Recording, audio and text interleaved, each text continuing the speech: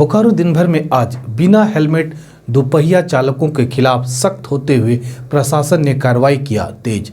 पूरी खबर बताएंगे। बीएसएल के सेक्टर 12E के एक ब्लॉक के निवासी क्यों दहशत में, इसकी भी चर्चा करेंगे।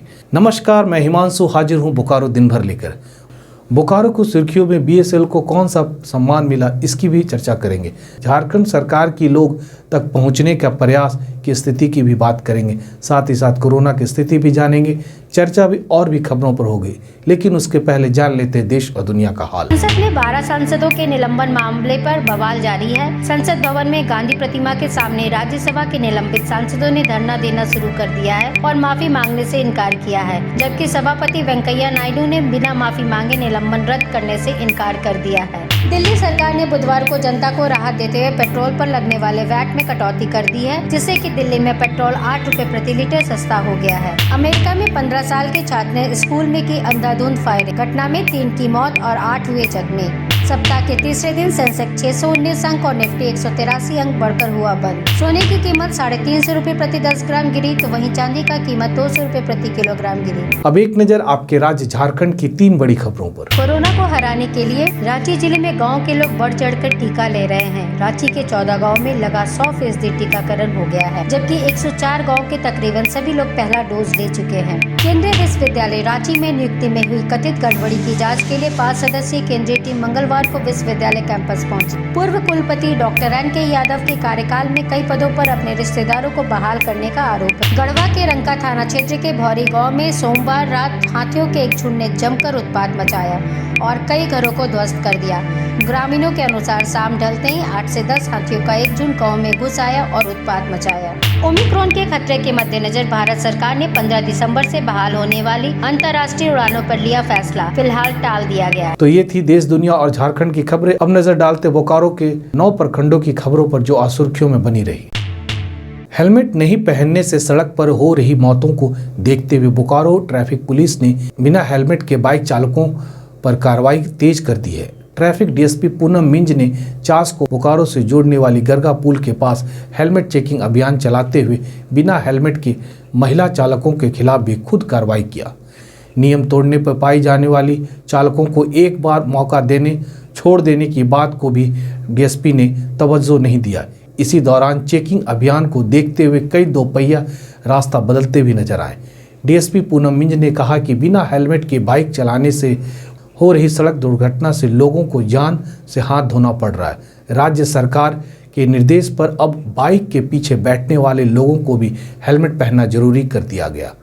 उन्होंने बताया कि यह अभियान लोगों के भलाई के लिए चलाई जा रही है, ताकि वे लोग हेलमेट पहनकर सफ़र करें और किसी हादसे का शिकार न हो। आज यहाँ पे गरगा पुल पे नियमित जो चेकिंग होती है, उसके तहत हम लोग आज विशेष कर हेलमेट की चेकिंग कर रहे हैं, क्योंकि देखा जा रहा है लोग जो सड़क सुरक्षा के नियम है उसकी अनदेखी करते हुए, इसका उल्लंघन करते हुए बगैर हेलमेट के इस सड़क पे आवागमन कर रहे हैं। तो उन्हें बताया जा रहा है कि आपके लिए ज़रूरी है, आपकी सुरक्षा के लिए ज़रूरी है, और साथ ही ये भी बताया जा रहा है कि जो बाइक में पीछे जो बैठते हैं उनको भी हेलमेट पहनना अनिवार्य है। तो ये चेकिंग जो है या फिर जो हम लोग फाइन वसूल रहे हैं, ये कोई हमारे लिए नहीं या सरकार के लिए नहीं है, ये उन्हें उनके सुरक्षा के प्रति जागरूक करने के लिए, ताकि वो फाइन दे के उससे भी उनको कुछ ये हो कि हम आगे से ऐसी गलती ना करें। मैंने आज हेलमेट को लेकर सख्ती रहेगी, पूरी सख्ती रहेगी, क्योंकि वो उन्हीं की सुरक्षा के लिए अधिकतर रोड एक्सीडेंट जो होते हैं हेलमेट की वजह से उनको इंजरी ज़्यादा हो जाती है। कम से कम हेलमेट पहनेंगे तो उनका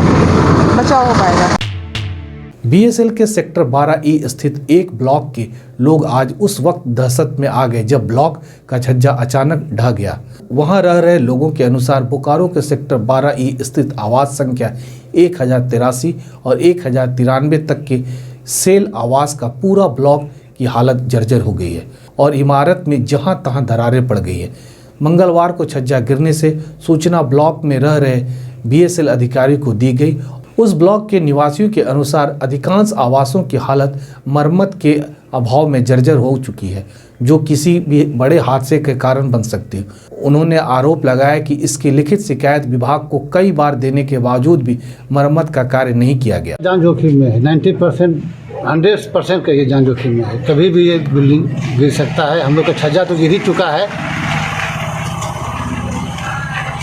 अगर छज्जा के सामने में आदमी रहता तो वो भी कंप्लेन किए हुए हैं, 1 साल हो गया है कंप्लेन। प्रबंधन तो आ करके यहाँ से फ़ोटो खींच करके ले गया, बोला गया कि ठीक है आएगा, लेकिन अभी तक तो कोई नहीं आ रहा है।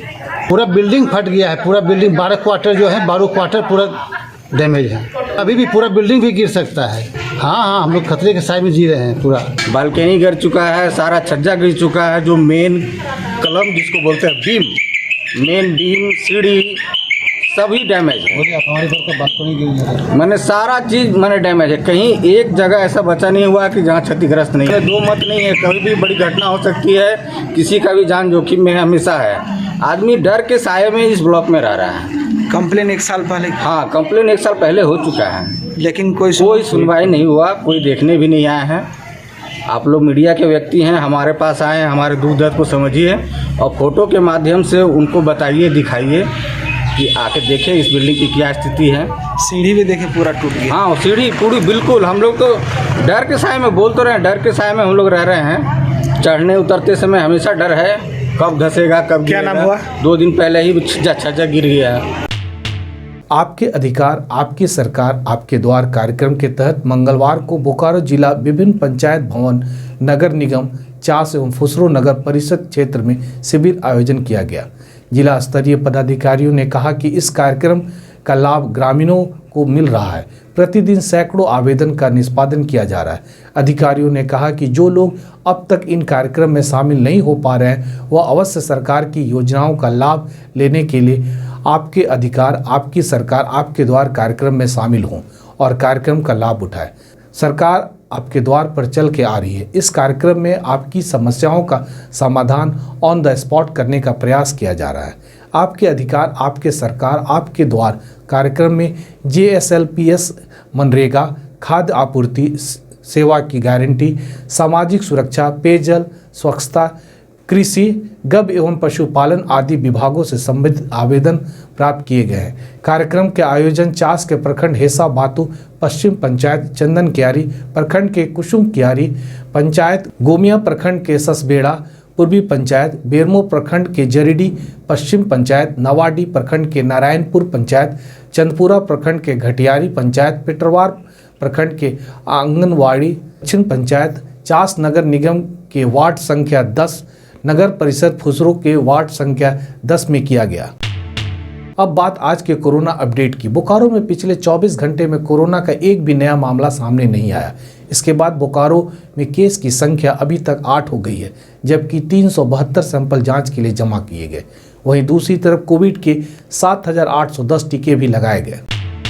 मंगलवार को BSL के अधिशासी निदेशक अनंतु भौमिक के नेतृत्व में महाप्रबंधक PN श्रीवास्तव तथा सहायक महाप्रबंधक नितेश रंजन ने इको फ्रेंडली प्रोडक्ट श्रेणी में BSL द्वारा जीते गए प्रतिष्ठित ग्रीन टेक पर्यावरण एवं सस्टेनेबिलिटी अवार्ड 2021 निदेशक प्रभारी अमरेंदु प्रकाश को प्रदान किया।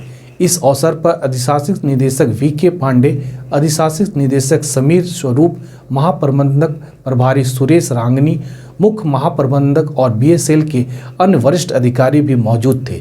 Green tech environment and sustainability award sustainability लक्ष्यों को प्राप्त करने की दिशा में जिम्मेदार नवीन प्रथा और पहलों के लिए दिया जाता है।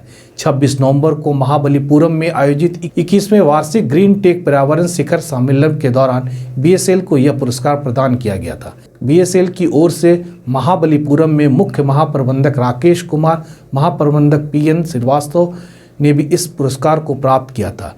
आपको बता दें कि निदेशक प्रभारी अमरेंदु प्रकाश के नेतृत्व में BSL के अपशिष्ट को उपयोगी सामग्री में परिवर्तन करने की भूमिका शुरू की गई है और पिछले कुछ वर्षों से उचित अपशिष्ट का उपयोग और संयंत्र में अंदर अन्य उद्योगों के इनपुट सामग्री के रूप में उपयोग से 1,000 करोड़ रुपए से अधिक का राजस्व अर्जित किया गया।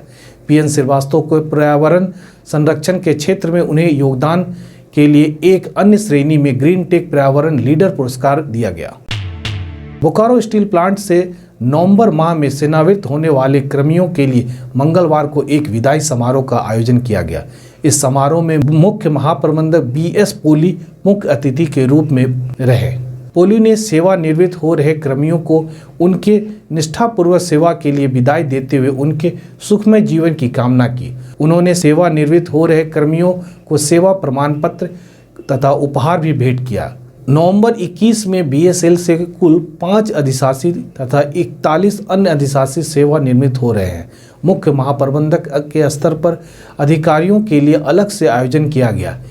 एक विदाई समारोह में मुख्य महाप्रबंधक के पी तिवारी को विदाई दी गई।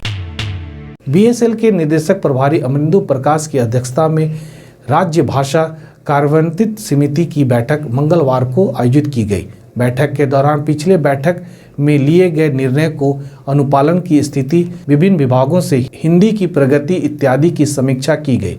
अमरिंदु प्रकाश ने राज्य भाषा हिंदी के प्रचार प्रसार को गति देने के लिए सभी को अपने कार्यालयीन कार्यों में हिंदी के ई-टूल्स का अधिक उपयोग सुनिश्चित करने का आह्वान किया, ताकि भारत सरकार द्वारा निर्धारित लक्ष्यों को प्राप्त किया जा सके। अब जान लेते हैं बोकारो जिले का तापमान। मौसम विभाग के अनुसार आज का अधिकतम तापमान 27 डिग्री सेल्सियस और न्यूनतम तापमान 14 डिग्री सेल्सियस रिकॉर्ड किया गया। आज का comment of the day Parno Kumar द्वारा किया गया। उन्होंने 30 नवंबर को बोकारो टाइम्स के यूट्यूब पर कमेंट किया था। उन्होंने लिखा है, न्यू दिल्ली से लेकर नया मोड़ तक के न्यूज के लिए बेस्ट न्यूज चैनल है। पर्नो जी, हमारे साथ जुड़े रहने के लिए आपका बहुत बहुत धन्यवाद। मैं आपको बताऊं कि इन्हीं हौसला अफजाई की वजह से हम अपने कार्य करने की प्रेरणा मिलती है। तो इसी तरह आप हमारे हौसला अफजाई करते रहे, बने रहे हमारे साथ। आप अपने आसपास की घटनाएं और समस्याओं को हमें व्हाट्सअप कर सकते हैं। हमारा व्हाट्सअप नंबर है 9334210302। इसी तरह बोकारो के तमाम खबरों को जानने के लिए आप हमारे चैनल बोकारो टाइम्स को लाइक कीजिए, सब्सक्राइब कीजिए और शेयर कीजिए। फिर मिलेंगे बोकारो दिन भर में सोमवार से शुक्रवार रात 8 बजे। तब तक के लिए नमस्कार। बने रहें thetimes media.com पर। आप हमें फेसबुक और यूट्यूब पर भी देख सकते हैं।